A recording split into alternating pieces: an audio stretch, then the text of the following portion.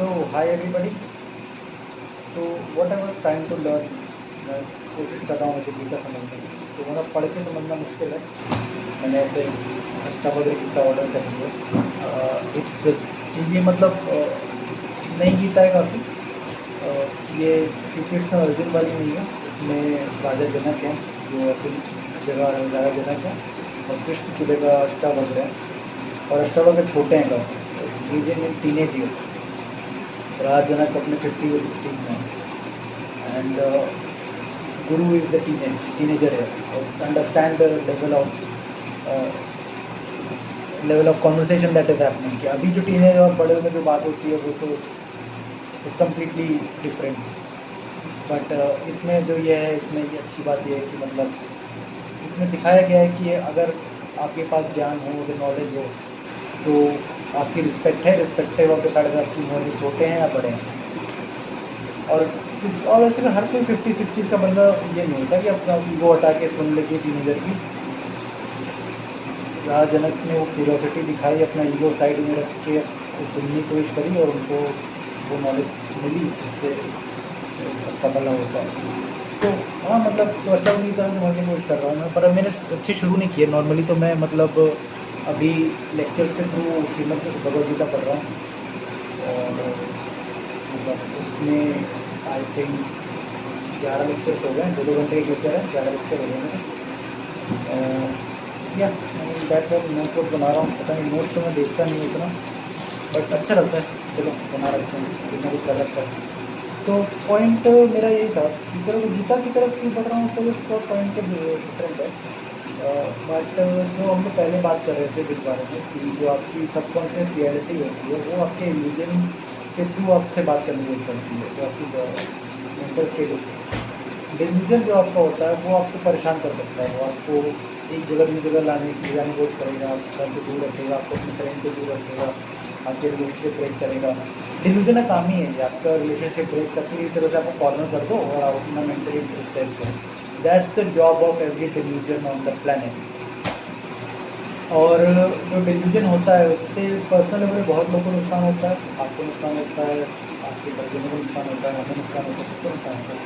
Delusion की कैसी चीज़ ही है कि पर्सनल अटैक करती है डिल्यूजन।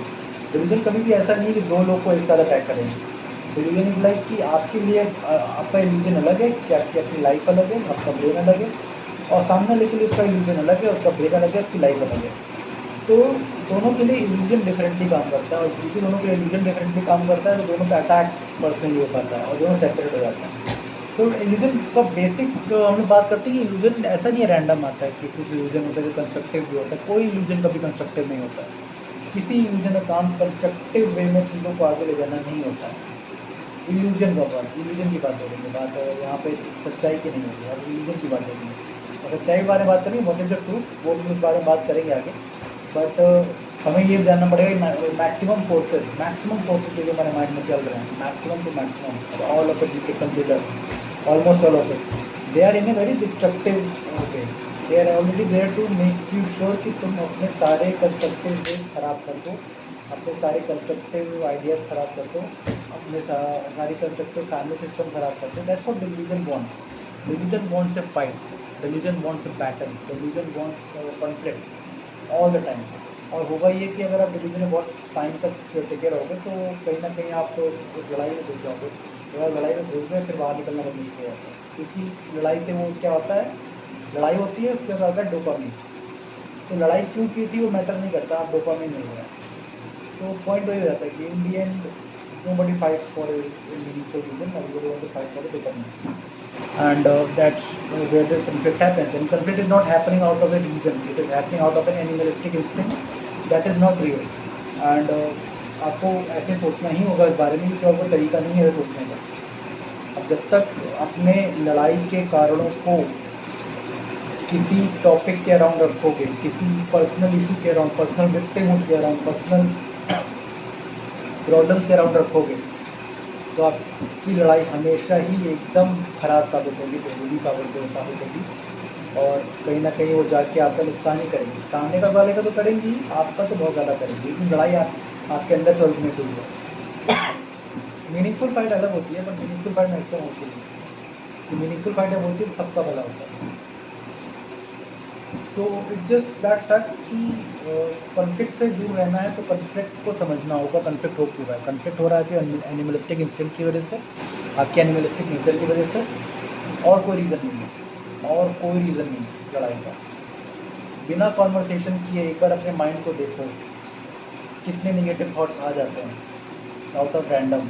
अगर आप बैठ जाओ थोड़ी देर के लिए, 5 मिनट 10 मिनट, निगेटिव थॉट्स कितने ईजी हैं एक्सेस करना, तो यू विल रियलाइज़ कि आपको टॉपिक की ज़रूरत नहीं है निगेटिव इन्वायरमेंट के लिए, आपको इन्फ्लुएंस की ज़रूरत नहीं है, आपका माइंड ही उस डायरेक्शन में है ऑलरेडी कि लड़ाई हो सकती है अगर चाहिए तो। और क्योंकि अब आपका माइंड सिर्फ आपका नहीं है, कोई भी इन्फ्लुएंस कर सकता है, कोई भी कुछ भी डाल सकता है, तो you can not trust your own mind. पता नहीं कहाँ से किसी सुनते हुए आया है, you can not trust your own mind इधर। तो have to be very careful about things. और आप जैसे सोच रहे हैं बहुत ध्यान से अपने आपके बारे में बहुत ध्यान से सोचिए कि आप अपने बारे में क्या सोच रहे हो। इससे पहले ये पॉइंट अपने बारे में क्या सोच रहे हो। अपने बारे में जब भी सोचो तो अपने से एडवाइस से कोई मत देना भाई, बिल्कुल भी। मेक श्योर कि ज़्यादातर टाइम अपने बारे में जो भी एडवाइस है, अगर तुम्हें दूसरों से एडवाइस लेना पसंद नहीं है, दूसरों को तुम एडवाइस नहीं ले सकते, तो अपने आप से तो एटलीस्ट अपने सारी एडवाइस जो भी तुम खुद के लिए देते हो उनको जुटला ही देना। मैक्सिमम केस में कुछ ना कुछ निगेटिव ही आएंगी और तुम उसको मान के चल लोगे और फिर आगे डिमोरलाइजिंग लाइफ में घुस जाओगे, और वो डिमोरलाइजिंग लाइफ कहीं ना कहीं कन्फ्लिक्ट तरफ तुमको ले जाएंगे। और एक बार कन्फ्लिक्ट शुरू हो गया then it will never end, it only ends after a certain,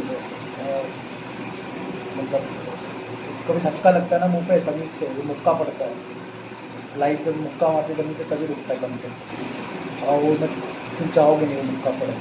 तो just that the case. Okay, thank you.